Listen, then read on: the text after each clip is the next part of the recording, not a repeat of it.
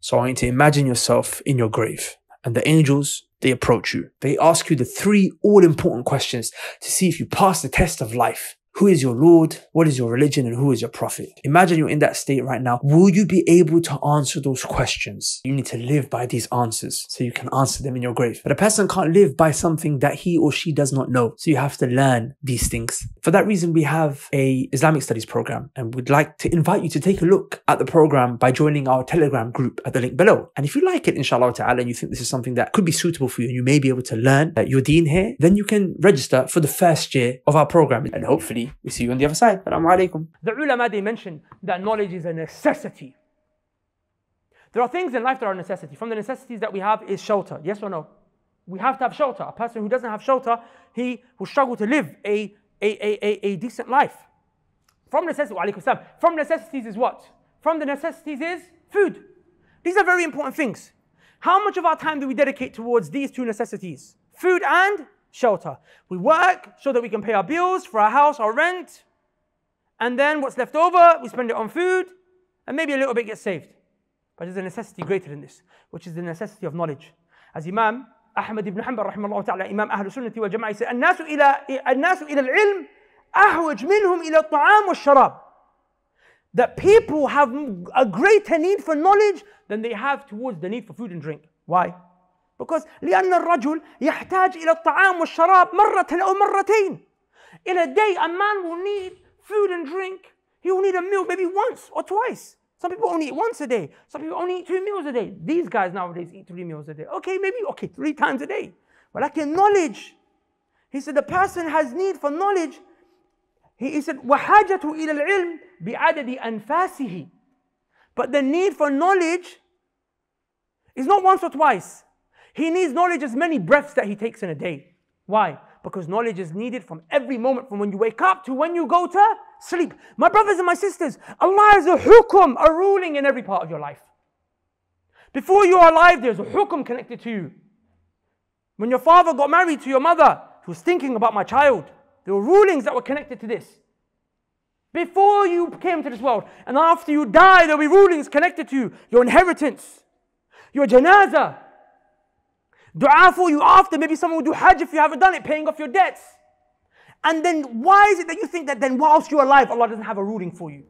There's something that needs every breath you're taking. Is your breath in a state of haram right now? Is your breath in a state of halal right now? Is your breath at a time when an obligation was supposed to be offered? Or is your breath at a time when when this was a prohibition you were supposed to stay away from? For this reason, some of the ulama, they said, أليس المريض إذا منع الطعام والشراب والدواء يموت. If a person's sick and you don't give him food and drink and medicine, what will happen to him? He will die. He said, the ulama, they say, وَكَذَلِكَ الْعِلْمِ. And like that is knowledge. He said, if a person is prevented from knowledge and wisdom, ثَلَاثَ أَيَّامٍ, 3 days, فَإِنَّهُ يَمُوت. His heart will die. His heart will die. And that's why when Allah Azza wa Jalla described, to show you the need that we have for knowledge, that when Allah described creating, brothers, come in, please, very close. Everyone who comes in, come in close, barakallahu feekum. When Allah Azza wa Jalla described the human being created, and when Allah described, how did Allah describe the human being? Because the human being comes out into this world, the human being what? The baby is crying, the baby is naked, the baby may want food. There's many things. The baby may need medication. Depending on how it comes out, the baby may need treatment. When the baby came out, the first thing Allah described the baby in having a deficiency of was knowledge. Allah Azza wa Jalla said, وَاللَّهُ أَخْرَجَكُم مِّن بُطُونِ أُمَّهَاتِكُم لَا تَعْلَمُونَ شَيْئًا. Allah took you out of the wombs of your mothers and you didn't know anything. He took you out and you were ignorant. You were born and you didn't know anything. Allah didn't say you were born and you were hungry. Allah didn't say you were born and you were naked. Allah didn't say you were born and you were lonely. Allah didn't say you were born and you were... No, Allah said you came out jahil. إِنَّهُ كَانَ ظَلُومًا جَهُولًا. The human being is ignorant and oppressive. The first way Allah described you was that you are ignorant and I am ignorant. Does that make sense? And then Allah Azza wa Jal, He didn't leave us like that. He said subhanahu wa ta'ala, out of His mercy and out of His grace, He said subhanahu wa ta'ala, He said, وَجَعَلَ لَكُمُ السَّمْعَ وَالْأَبْصَارَ وَالْأَفْئِدَةَ لَعَلَّكُمْ تَشْكُرُونَ. He created for you eyes. Afwan, He created for you hearing and He created for you sight. Why? Because your hearing and your sight is what? Is what? It's how you take knowledge. Right? So Allah said, you came out jahil.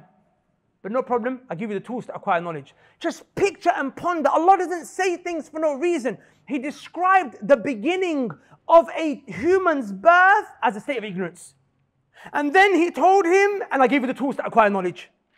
To show you that from when you're young, what's more important is not food. What's more important is not drink. What's more important is not medication. It's not your mother's breast milk. It's not even having a mother or father. It's what? It's knowledge.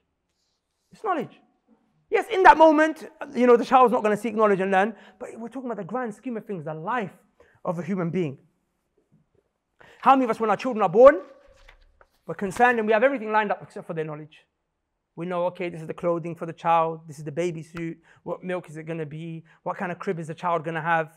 But we didn't think for our child, wait, where's my child going to learn? What's he going to learn? Who's going to teach him? Am I going to teach him? Do I even know to teach my child? And they wonder why our children grow up the way that they do. May Allah Azza wa Jalla protect us and our children. Ameen. Ya Rabb.